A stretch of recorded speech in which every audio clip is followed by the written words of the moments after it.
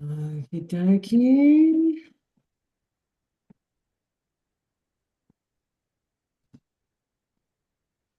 Show me that chat message.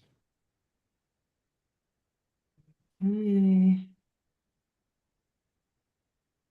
Okay. I think we're live. We are live. No, great success. Great success. Mm. Okay. Borat never gets old. I know it literally never does. So everybody, welcome. Hello. Thank you so much for joining. We are so excited for today's presentation. We have the fabulous, oh my God, brain no worky. The fabulous Oh, Seamus same. Hart, and he's going to give us the everything you need to know about success versus vanity metrics. And this is really important because it really sort of Mm. defines where we're putting all of our energy in our business and where you can and cannot expect results from. So, without further ado, Seamus, did you get it asked me to give you access to present. Did you get it? Yes, I've Okay. got All it. right. Rock and roll. Yes. Let's get into Oh, it. it's funny. It's a bit of an update of one I did quite some time ago, and it's the common thing that always comes up with websites, design, all those types of fun things. It's like, how do you actually measure success? And it's one of the pivotal things that it applies to everything in your business. So Yeah. everything from job descriptions to actually selling inventory. And it's one of those things that is often overlooked. Yeah. So 100%. it's one of those things that people think, oh, all metrics are equal. They're not, and we're going to explain that. So if you think about it, is the simplest way of explaining it is vanity gets attention. So those are the top level ideas. Yeah. Success earns the investment and often gets the proper outcomes. So it shows the behavior and the value. So one is showing really surface level things. So these are like, oh, 1,000 people have hit my website. Success metrics, in contrast, are, are giving what are the success of these. So that you're talking about conversion rates, you're talking about optimization or how much value a customer is bringing into it, or for instance, how well a sales team is doing. So there's a lot of things that on vanity metrics, let's say from a sales team, they're looking at how much money that each salesman is earning each month. It's a Mm, really poor indicator of success because what I've noticed with a lot of businesses, they're not looking at the actual success metrics. So they're not looking at, for instance, the salespeople or the account directors who are building up those relationships to actually enable those big sales. They don't always show up in the bottom line, which means that, like, from a sales point of view, you've got someone who's got $800,000 worth of sales, but you're not actually measuring the person who's out there on a, weekly basis, connecting up with the customers, building those relationships and rapport. yeah. So it's something that you're only looking at the surface. It's like, think of it like a bit of um an iceberg. You're only looking at the tip. The money is the outcome. It doesn't actually show the journey to get there. Yeah. So it's really the surface versus the underlying behaviors, and it's so missed in businesses, and it's the common theme that keeps coming up. Yeah. Um, so really quickly, I thought I'd run through this. So vanity metrics rewards visibility. So one of the things that feels really good and it's really easy to communicate. So saying that you've got 100,000 followers on social media or you've done $50,000 worth of sales, those are really easy to sell and really tangible numbers, but they don't, and they are needed for a sense of momentum and actually showing at a very top level how they're working and also what a campaign is doing or what a sales team is doing, or if you've updated a website, how many people are actually hitting, or if really good example of it is I'm sending out 100,000 EDMs. Mm. Um, but what it doesn't really tell you is the success factor of it. And the success is usually what the open rate is. Um, the 100,000 followers don't tell you the fact that, and here's from a real life example. Worked at a business quite some time ago, and the social media team were cracking open the champagne. They said they've got 100,000 uh, um, Followers. followers on the website.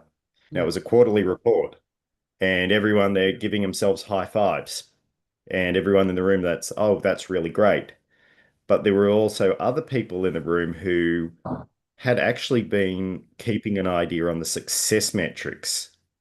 And so what they failed to say is that due to a couple of decisions that the business made, they actually lost about 80,000 users over the quarter. Mm. So So they're that was the succeeding real, on going, oh, we've got over 100,000. yeah. But the reality was that they actually had lost 80,000. So they, instead of reporting that the previous one, oh, we've got nearly 200,000, we've got 100,000 now. So they're looking at that surface level um, image, but they're not actually telling you that the success metric is that they lost nearly half of their user base Mm. on some really, really bad decisions. And it's something that where it's actually hiding the problem. So they're only looking at the number. And the problem is that they're not understanding the why. It's not saying that the number isn't important. It's the why is really important as well. Yeah. The success of that metric or the failure of that metric, which a lot of people leave out. And I've seen so many of these ones where they're another good example working on news sites where they'll go, oh, this page has got 100,000 people hitting the page. And you go, that's fantastic. But what they failed to recognize is that their bounce rate was extremely high. Mm. So the number, it didn't mean that they were actually getting more people on the page. They just had a lot of people bouncing out, which from a behavior point of view, high Yeah. bounce rate means that you're directing them to the wrong person, the wrong place. Yeah. Yeah. Or there's And something. it's the problem. Yeah, sorry. Yeah. Yeah. No, and it just means that you're not actually looking at the right number to fix because Yeah. like 100,000 people is great if they're all staying on the page, but if you've Yeah. got like a 99% bounce rate, that's horrendous. Yeah. Yeah. Absolutely. Yeah. It That's also makes it really hard to actually gauge and progress value within the business. So it doesn't actually give you the values, the quality of all the experience. Which is kind of really funny because it only measures a surface level indication of success. So it's like the Wolf of Wall Street. The only thing that they're looking at is the money in it. You know, the bit where, oh, we're pumping and dumping yeah. stock. Same Yeah. sort of thing. It doesn't actually give you the full indication of if it's successful. And it's like, yes, The Wolf of Wall Street's a great movie to show uh, um, success metrics and how they can trap people. Yeah. And it's also a danger to people buying on those things because it also gives them a very, very false level of security. And it's why, yeah, it's why I've littered some Wolf of Wall Street themes through it. Um, There's always a theme with you, Seamus. there's always a theme, yeah. And I thought Laughter. yeah, I thought no, but it's a really good example with the Mm, Wolf of Wall Street because the way that he got in, he goes, you can make 1,000% on these shares, on yeah, these penny shares. Well, yeah, I mean, they're only looking at the value going up. They're only looking at one metric and missing the entire lot. So the way he would work was he'd buy up a bunch of penny stocks and do a thing called pump and dump. yeah, So the value of the company never got up. It was the fact that people were buying a bunch of crap and pumping money into yeah. it, which looked like it was increasing in value. Mm, Now, if you understand value metrics, you understand very quickly of why the value is going up. yeah, It's not looking at and this is why the success metrics are so important to actually connect it to business, yeah, because what you're looking at is behavior, those conversions, activation rates, CRO, the repeat use, the retention rate, if they're buying more, or yeah, if their shopping cart is stagnant, or if there's opportunities to upsell.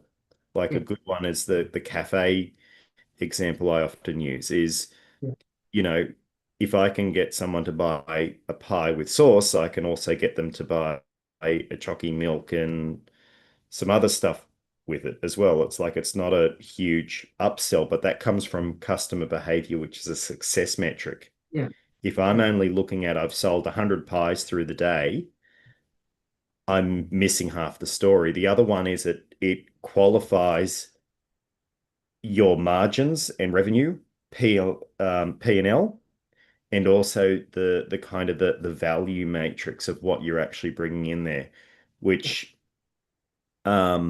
it might be your the value thing that doesn't show up as like a vanity metric is un so good example of a vanity metric. Oh, I'm losing a lot of money on source. Well, without looking at the success metric, the reason they're losing on it, it's a loss leader because without the sauce, I can't put that on my pie, and not gonna pay for sauce for my pie. If I'm paying for that, mm, um, you should at least give me some sauce with it. Um, mm, it's a really interesting thing, and it's where you need to understand the customer journey and where the the drop off points are, yeah, and also aligning it at a much deeper understanding. And it's like, yeah, okay, we sold 100 pies, but yeah, it's not necessarily connecting to behavior. And the other thing is it allows you to make decisions on value and execution. So it looks at things within the behavior. And it's kind of what you've said in other sessions as well. It's yeah, like it's really connecting to your brand vision. yeah. Yeah. Another really interesting one on that topic is one that we were talking about the other day in terms of like the QR codes. Like when you go Mm, to a cafe or restaurant, like I hate going to a restaurant and they expect me to order off a QR code. Like if I'm going out to eat, it's because I want to have that experience, right? I want someone to come over and ask me for my order. I want them to come and tell me what the specials are and how it's made and what the ingredients are and everything like that. And then when you're going to, like, if I go to a cafe now and they've got the QR code and they expect me to just order from the thing, I'm just like, I don't fucking want to be here. I'm going to go somewhere else, like where they're going to come and serve me because that's the experience that I'm expecting, and that's that behavior driver for someone like me who likes that personalized service. And I don't go out very often for like mm. dinners and whatever, so it is that that expectation and that behavior that for someone like me. And the same thing also when we were talking about the self-checkout, like Yeah. some people will say, no, I don't want to self-checkout. I want to keep people in jobs. Or no, I don't know how to use all that technology because, you'll scan something and then you put it on the scales and then it tells you that you're trying to steal something and it's just so dramatic. Oh, And you're just like, I just can't be asked. I just want someone to scan it all for me, put it in my bag, and then like let me go about my day. yeah, it's no, you're 100% right. And one of the things that I've spoken with quite a few restaurants about it. That's why I thought this would be a really good one on success versus vanity metrics. Now, the QR codes in restaurants and in cafes are the best example of vanity metrics. Now, for someone like Macca's or KFC, they work really well because they also have the behavioral drivers on their apps and other areas. So they understand the behavior. So they're not just looking at a vanity perspective, they're looking at it at a deep behavioral understanding. They know their product so well, they know what people want. They're, a consumer, a fast consumer business. You're not there Yeah. to chat. That's why it works. With restaurants, the funniest thing is that a lot of them are losing a whole heap of their behavioral tricks. So a really good example of it is you go to a restaurant and there's the $80 steak. No one in their right mind buys the $80 steak, but it's an anchor for the cheaper thing. You go, okay, it's giving you a range. That's, oh, okay, so they've got an $80 steak, so they must be buying good ingredients. You Yeah. totally missed out on QR codes. So Yeah. you're missing the upsell. And the most common thing I've heard from restaurants, um, I spoke to one about 3 months ago about the QR codes. Now, they're getting an increase of traffic and their profit is flatlined. Mm. And the reason for it is that they're losing upsell at the table. Yeah. Um, the big one is with the mothers groups. From a Yeah.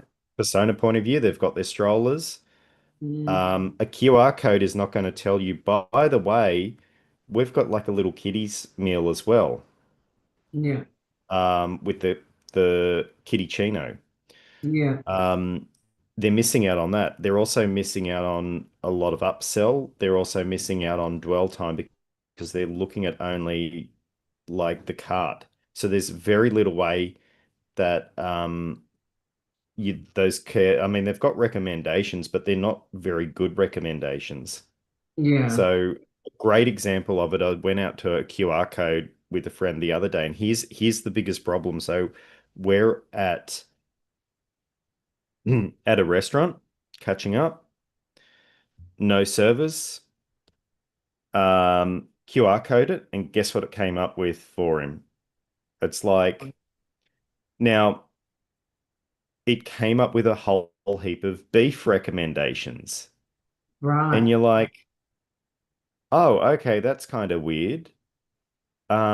Like due to his religion, he doesn't eat beef. Oh Now, a God. person would see that and they wouldn't make those recommendations, but a robot cannot see that. Yeah. So it's making arbitrary, and we had a good laugh at it because he goes, "Oh my God, if it was a person, they wouldn't have made it." So they're actually so the common thing with these QR codes on the table, they're actually losing out a lot of money.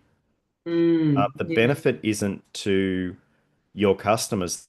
The benefit is to the businesses that are putting those QR code in. Because I know for a fact that they're a data mining business. They're making more money from mining that data and behavioral patterns to advertising companies than they Yeah. are in actually putting it into the restaurants, which is kind of funny. It's you're basically you're their business and you're paying for it, Yeah. and you're missing out on a whole heap of upsells. So I think the QR code's terrible idea. Mm. Um, and I thought this kind of leads into the next thing is that with vanity metrics, like there's signals, and I just kind of put these two down to what actually works. So the big one I've got from working in news is they all love the page views, PIs, UBs, and it's like they're not success metrics. You've got to look at retention rate, you've got to look at dwell time, you've got to look at bounce rates Yeah. and conversion. And it's really funny. It's like I've been in so many meetings over like 20 years where someone's gone, "Oh, great success. We've hit 1 million views on this page," and then you look at the retention rate or the Yeah. bounce rate on, it, and it's like, what the hell? This is not a success. You're just getting a bunch of bot traffic. Yeah. Um, Lead volume is another one, especially in sales teams that they love. They go, "Oh, Yeah. wow, we've got all these leads," and it's like, yeah, but none of them are useful. Yeah. Not qualified, irrelevant. Reminds me of that time I used that advertising company for the female fashion brands, and they sent me a man who was living in a he was a man who was a junkie, and he was living in a homeless shelter. And that was one of their leads. Oh, And I was like, oh my God. And that was like the one and only time I ever relied on an external advertising. And that's why I started to learn about advertising. So there we go. it's actually really funny, and it happens more often. Like, not all leads are good leads. Mm. Um, I've heard some really, really bad stories about it. Um, um, yeah, one of them, I've just heard some really funny ones, especially like with advertising and especially with alcohol businesses. Mm. There's a ton of really good ones where they've pumped up followers and they're like, "This is amazing." And then you look at the demographic and you go, "By the way, all of these people looking at it, the majority of them are under 18. So Yeah. you've got like all these people going through the social, Yeah. but your targeting is really off. So you've got a Mm. stack of people going to these events and they can't legally buy it. Or they don't have like because they It's would be young people, they might be students, whatever, they wouldn't even buy that particular product. We had that on a alcohol brand as well, where they engaged us to look at, their brand, their marketing, everything, and like just going straight onto the homepage, their like the hero images and all those landing page initial images were people who would never even buy the product. Like they looked like they weren't even like legally of the age, but also because it was like a boutique type of product, there's no way they would have been able to afford it anyway. And I suppose that comes back down to mm. making sure that, you're refining your messaging and your targeting and everything, so that you do get that qualified pipeline. I worked on this campaign years ago, and it was one of these really funny campaigns, and you probably worked on a couple of projects, and they stick in your mind not because they were really successful, it's because someone made a really big fuck up. And it was like this company wanted to introduce new drinkers to their market, and their idea was that, well, they'd hit up a couple of places and they would do like a sampler, like you do it like a whiskey show, Yeah. which works really good. You get it really cheap. Or if you go to a distillery, in theory, awesome idea. But the problem was where they placed the actual campaign was with students. And the Mm. problem was that the students were buying these like 5 shots, and then putting it into their big gulp drinks. Oh God. And which means that all they were doing was getting it to quote unquote get your pre-game on. So Yeah. it didn't work well at all. They and it was purely because that they were going on how many they kind of falsely equated, if we sell these many products, it's introducing them to a new flavor and they might want it, but the system was being gamed really badly. Mm. It was pretty funny though. it was Mm. like one of those things that's like, ah, so, notwithstanding, mixing them all together so you're not going to notice any difference. Or, or order it amongst a group, and you all have a different one. And it's like, well, that's really cool. It just completely missed it. Gold. Um, yeah, and it also means that like from a savings point of view, you're also looking at like allocation of resources. Mm. So with success metrics, you're looking at from a value matrix that doesn't have the same level of like focus on the wrong things. Yeah. So it's looking at success. So like I've worked with sales team where they had this one, the poorest performing sales girl in it was actually the critical thing in it for getting them the sales, and they were actually going to get rid of her. Mm. And what they found is that she was doing all these relationship things and handing it on to the big salesman to close the deal. So she was doing all Mm. this pre-sales work. Yeah. And when you looked at the behavior, it's like, no, no, no, she is one of the most valuable people in there, is that they all Mm. loved working with her, Yeah. but she wasn't really a closer. Yeah. Um, yeah, and it's like if you're just doing it on vanity metrics and going, oh, she doesn't hit X amount a month, you'd probably go, yeah, it's poor performance. But the actual fact was that when you looked at, she was actually doing all the legwork around Yeah. qualifying Yeah. and also upselling, and they had a great relationship with all the clients. It's like she was fantastic, but and the problem was it wasn't necessarily that she was sales. The problem was her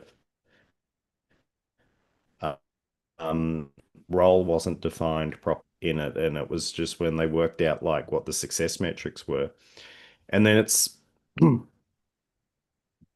kind of like going into the next one. If you look at the metrics, I always like going a little bit backwards. It's really like define the way to make turn it from like high level vanity metrics, and it's like, oh, 100,000 followers, name the business goal. Like that is number one. So this is based upon the jobs to be done network. Yeah. I find it really, really useful. So you're talking about, objects. What sort of behaviors are the customers doing? Yeah. So this is the most important thing. And it works at all levels of an organization. So I've seen it at cafes where they've like pie sauce, chalky milk for the tradies because they know the customer wants that. It's like we can make some really good upgrades on it. Yeah. And it's looping them into the system. Um, if we've got it's easier to upsell someone who's already really engaged in the system than to get new customers. That's one thing I learned from insurance. Yeah. You can also attach the commercial value to it. And it's a lot easier to test. So at the end, you basically have the idea of like, it's working great. We invest more into it. We test breakaway versions of it. Yeah. We fix it if there's a problem. So the fix with the cafe where they took away the tradie sauce, well, we put it back in there Yeah. and then some, and we also did some packages. Yeah. So gave them reasonable choice, Yeah. or we stopped doing it. So a great example is with the biggest learning I found from insurance. Not all customers are the customers that you want. Mm. Yeah. So, um, because if you're talking about a business with risk profile attached to it, there are customers that you don't want because they just cause way too many problems. Yeah. And it's really about like understanding, like linking your product to that service design um, kind of flow, and really understanding what the behaviors, what you're trying to do, what type of outcome, what you want to do, and that end cycle, which everyone forgets. You need retro. You need to look at what's working and what's not. Yeah. because otherwise you're never going to improve it and it's always going to flatline. Yeah. Yeah. Yeah, but and yeah, otherwise, if you're using vanity metrics, you're turning it into the Wolf of Wall Street, and this is really just throwing things at the wall. It's not really success, it's Oh, just throwing around numbers. Come on, everyone knows that scene. Like when they got really successful on the numbers, it's the greatest example of success metrics. yeah. Like, because all they're concerned about is money. Well, money's great, and then they've got a problem is that they've got too much money and it's a huge tax problem. So they have to launder it. Yeah. It's because they haven't done the success. It's like the Wolf of Wall Street would have succeeded if he did success metrics and did it well ethically Yeah. in that point of view. Because it's Yeah. also linked into success metrics are also linked into the why are we doing this and should we do this, which is a Yeah. huge test on um, you know, business ethics. Absolutely. I love that picture. I love that movie so much. I'm gonna have to watch it over the weekend. Can't help but laugh at that. The throwing of the small people. Yes. Oh It dear. it was yeah, but it's interesting because it shows that part of the movie it shows what's actually important for them, and it's all surface level stuff and Mm, ridiculous surface level stuff. yeah. Um, but yeah, whether or not a lot of that actually happened, I'm still questioning, and I've read the book a couple of times and watched the movie. Yeah. Yeah. I mean, I Yeah, guess, but no, yeah, I always love it. yeah. But yeah, it Sorry, you just go. gives us, I suppose, the the grounding in our decision making in terms of what we do, what we put our time into, and why we do it. Like I do recall, like back in my agency days, like just people wanting social media content, wanting influencers, wanting all this other stuff, and yeah, they could spend thousands on getting all of this content done and hours and all that kind of stuff. But at the end of the day, like, was it actually converting? Did it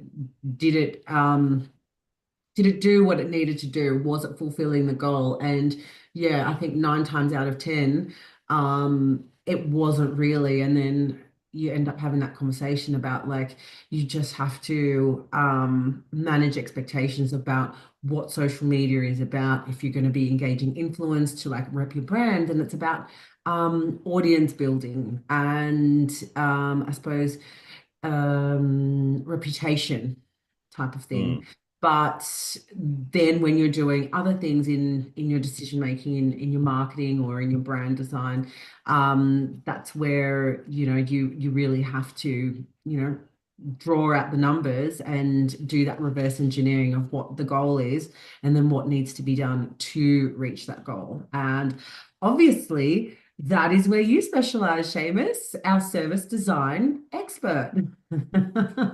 mm. So that was a really fun little short It's bunch of so fun. funny with service design. It's one of those things. Oh, sorry, I got a bit of a lag. Yeah, I assumed that. Yeah, there is a little bit of a something. I am assuming that you've probably got like 10,000 things running on your computer right now. I think it's my modem. It's just really slow. That's okay, no worries. But yeah, what I was saying is basically just that obviously um service design is your domain and that's what you froth out on. So Yeah. No, you're 100% right. It's like I nerd out on the service design piece because that's where the real success is. yeah. Yeah, absolutely. So, if you're watching this and you're kind of thinking, there's some areas where I don't know if what I'm doing is really serving me or whether it's just vanity metrics, feel free to jump on, give us a call, send us an email, and we will very gladly book in some time to help you figure that out. And at the end of the day, it really just comes down to, lifting up the hood and seeing what's going on in that engine room, because it's very easy to get caught up in all of the things that you feel that you should do, without necessarily, I suppose, measuring and gauging whether or not it's worth your effort. And, especially because there is so much stuff online, like we have very short attention spans. There's everything vying for your attention. You potentially might feel like, oh my God, I've got to create heaps of content and that's gonna, because I need people looking at it. Well, yeah, you do need people looking at your stuff, but if they're not the right type of people, then you're just wasting your time and your effort and your money. So hit us up. We are always happy to help and help you, do a little workshop and a deep dive on where things are working, where things are not working, and why. So that's about all, folks. That was just a little Friday fun. And if there are any questions, you feel free to reach out to us. If there's anything you need extra help with, we are here. And that's about it. So, Seamus, you've gone black. You've gone black. He's back. Oh, sorry, my interwebs went really funny, but I think I'm okay. Yeah, yeah, you're all good. So, I mean, let's wrap it up. Keep it short and sweet for a Friday. Um, and yeah, so next week, oh no, not next week, the week after, we'll be back for our next brainstorm, and we will have some hot new topics to talk about. So until then, have an amazing weekend, everyone. Thank you for tuning in. Thank you, Seamus, for your very entertaining presentation as always. I love the themes that go into it and the entertainment value. So that was exceptional. And Oh, thanks. we will talk to you all later.